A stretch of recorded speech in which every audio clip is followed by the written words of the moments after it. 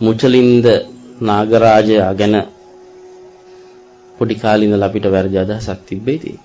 මොකද අපිට පෙන්නලා දීලා තියෙන්නේ බුදුරජාන් වහන්සේගේ අගට හේතු වෙන්න ධර්ණයක් ගහගත්ත පොඩි නායකවනේ.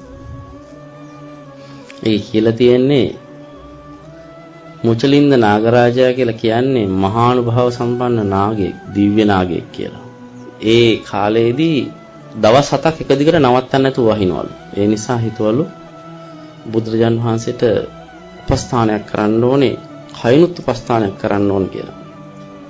ඒ හින්දා ලෝවා මහා ප්‍රාසාදයේ තරම් විතර රත්තරන් මාලිගාවක් හදලා සක්මන් මළුවෙන් ඒව හදලා ඒ වටේට තමන්ගේ ඇඟෙනුත් දෙයක් කරන්න ඕන ඉර්ධියෙන් විතරක් දෙයක් කරාට ඒක මදි කියලා හිතලා තමන්ගේ ශරීරය ලොකු කරලා ඒ වටේට දරණ ගහලා ගම් වතුර ඇතුළට නොයන පරිදි දරණයක් ගහලා උඩින් වැස්ස නොයන පරිදි පෙනේකින් වහනවා.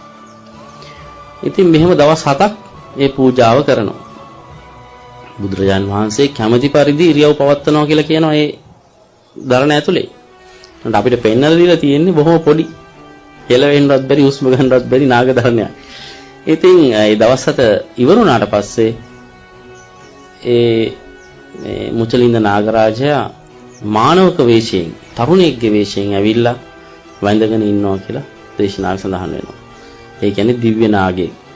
අනිත් එක හිතලා බලන්න කොයිතරම් වාසනාවන්ත පුද්ගලයෙක්ද සක්වලවල් දහස් ගානක දෙවියෝ බ්‍රහ්මියෝ බුදුහාමුදුරන්ට පූජා කරන්න බලන් ඉඳද්දි බුදුහාමුදුරු බුදු වෙච්ච ගමන් දවස් 7ක් තනියම පූජාවක් කරන්න හම්බ වෙනවා කියන්නේ.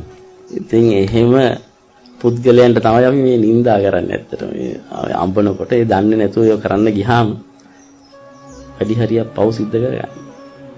ඉතින් අර ඒකෙදී දන්නේ නැතුව කරන්න යම් මේ ධර්මයේ හරි දුෂ්කර දෙයක්.